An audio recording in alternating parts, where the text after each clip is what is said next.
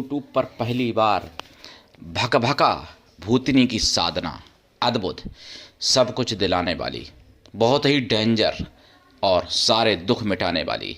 देखी वीडियो अंत तक।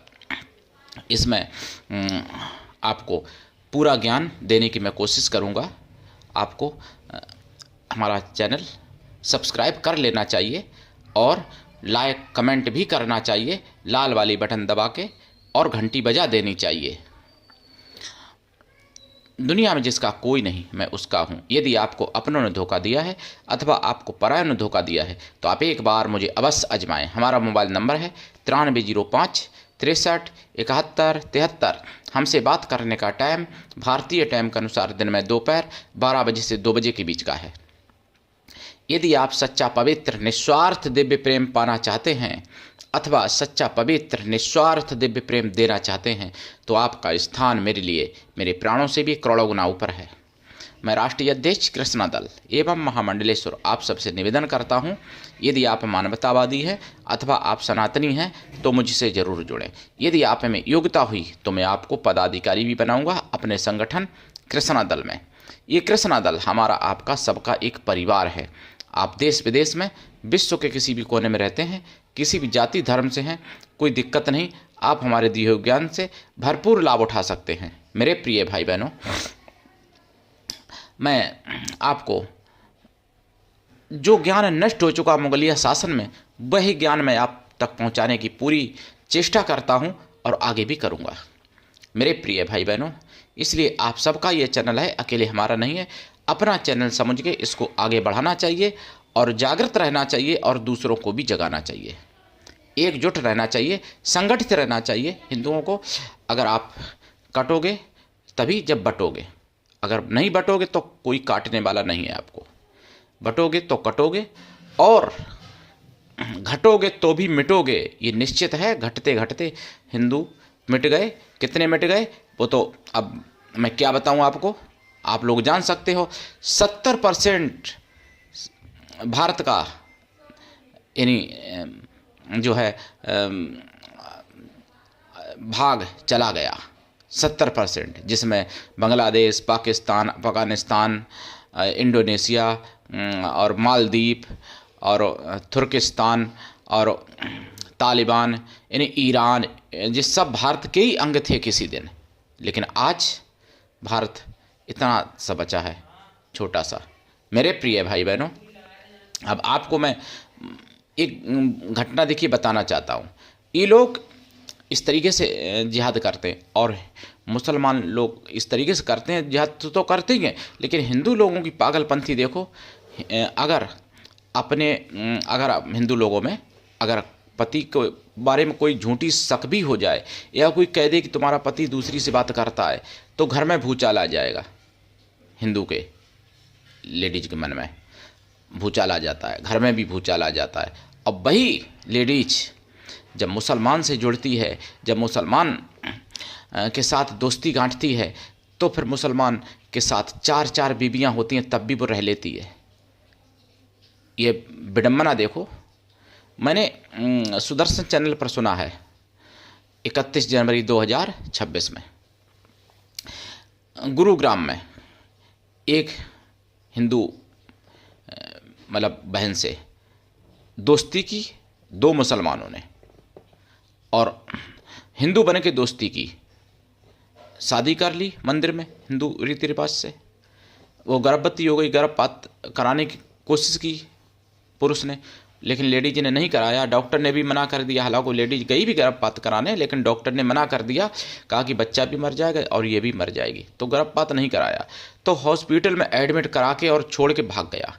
बाद में पता चला कि वो मुस्लिम है और वो 3 बच्चों का बाप है, कुंवारा हिंदू बन के मिला था। कैसा लगा होगा उसको जब उसको ये पता चला होगा, शॉर्ट लगा होगा ना दिमाग में कि 3 बच्चों का बाप है और मुस्लिम है। इसीलिए मैं कहता हूँ कि कोई अगर लड़की है तो लड़के से दोस्ती ना करे। जहाँ माता पिता करें विवाह, वहीं उसको स्वीकार करना चाहिए। और इसी तरीके से लड़के को भी किसी लड़की से दोस्ती ना करके माता पिता जहाँ करें वहीं उसको स्वीकार करना चाहिए। नहीं तो फिर यही होगा, लवजिहाद होगा। और लवजिहाद करने का उन्होंने तो पूरा संकल्प लिया है हिंदुओं के साथ। तो इसलिए एकजुट रहना चाहिए हिंदुओं को और जागना चाहिए, और जब जागोगे तभी बच पाओगे, नहीं तो फिर बांग्लादेश जैसा तुम्हारे घर पर भी होना है निश्चित, इसमें आप कोई संदेह मत समझो। अब मैं आपको बताऊं भकभका भूतनी की साधना। ये भकभका भूतनी कौन है? ये भकभका भूतनी ऐसी है कि एक समय एक बहुत बड़ी त्यागी तपस्विनी, बहुत बड़ी तपस्विनी थी, और उन्होंने तपस्या की, लेकिन कुछ भाग्य ने साथ नहीं दिया ज़्यादा, तो जो उनकी मनोकामनाएं थीं वो पूर्ण नहीं हो पाई। जब मनोकामनाएं पूर्ण नहीं हो पाई और उनका शरीर छूट गया, तो उनके अंदर हर चीज़ के लिए उतावलापन बना रहा। मरते समय उनको देवत्व प्राप्त हुआ, मतलब देवी तो बनी, लेकिन प्रेतत्व भी प्राप्त हुआ साथ में। तो इसलिए वो प्रेत आत्मा इतनी प्रबल रही कि देवी देवताओं के साथ जा सकती, साथ आ सकती, और वो भगवान शिव के सानिध्य में चली गई। उन्हीं का नाम पड़ा भकभका भूतनी। ये घटना आज से करीब यानी 2000 साल पहले की है। तो इनकी साधना लोग करते थे, और ये काम भी लोगों के करती थीं, बहुत जल्दी मनोकामना पूर्ण कर देती थीं, क्योंकि जिसकी मनोकामना पूर्ण नहीं हो पाई और मरने के बाद फिर इतनी शक्ति मिल जाती है कि वो सारी मनोकामनाएं सबकी पूर्ण जल्दी कर सकती थी। ऐसा हुआ इनके साथ। तो मुगलिया शासन में इनकी पूजा पद्धति पूरी नष्ट कर दी गई। ये मतलब भकभका देवी के नाम से जानी जाती थी, भूतनी थी, भकभका भूतनी। तो इनके बारे में क्या है कि इनका कोई कवच और अर्गला वगैरह कुछ नहीं होता है, मतलब ये भूतनी है, लेकिन इनके मंत्र होते हैं, और कई मंत्र होते हैं, और ये सात्विकी भी हैं, तामसी भी हैं, राजसी भी हैं। जैसी साधना करोगे उस तरीके से ये आपका कार्य करते हैं।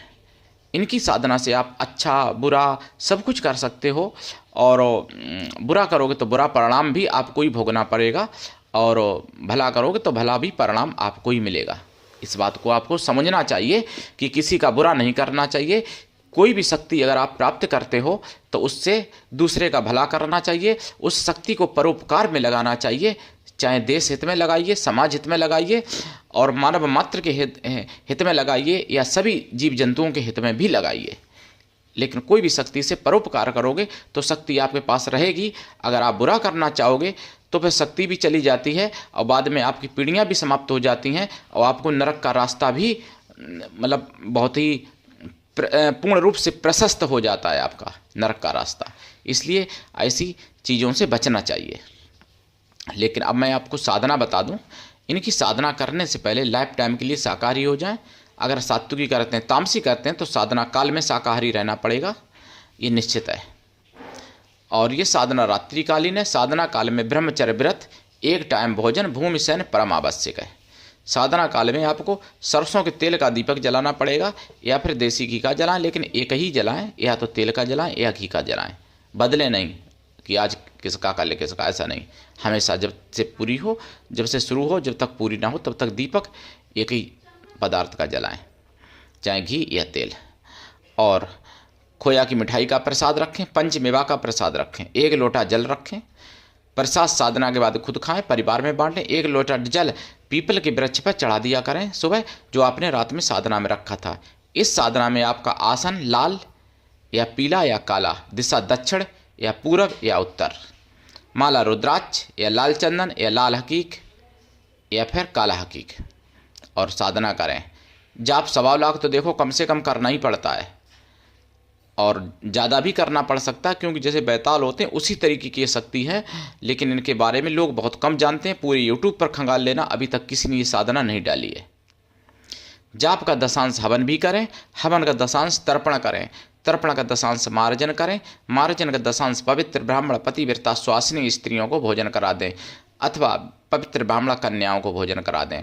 कन्या या स्त्रियां किसी भी जाति वर्ग की हो सकती हैं भोजन कराने के लिए, लेकिन वो मन से तन से पवित्र हों एवं शुद्ध शाकाहारी हों। अगर ऐसा संभव नहीं है तो उतनी गौ माताओं को भोजन करा दें, जरूर कृपा होगी और आपके सारे दुख मिटेंगे, सभी प्रकार के सुख आपको प्राप्त कराएंगी ये भकभका भूतनी। तो देखिए वीडियो अंत तक। आज के लिए इतना ही, धन्यवाद। जय श्री राम, हर हर महादेव, वंदे मातरम, जय सनातन, जय हिंदू राष्ट्र।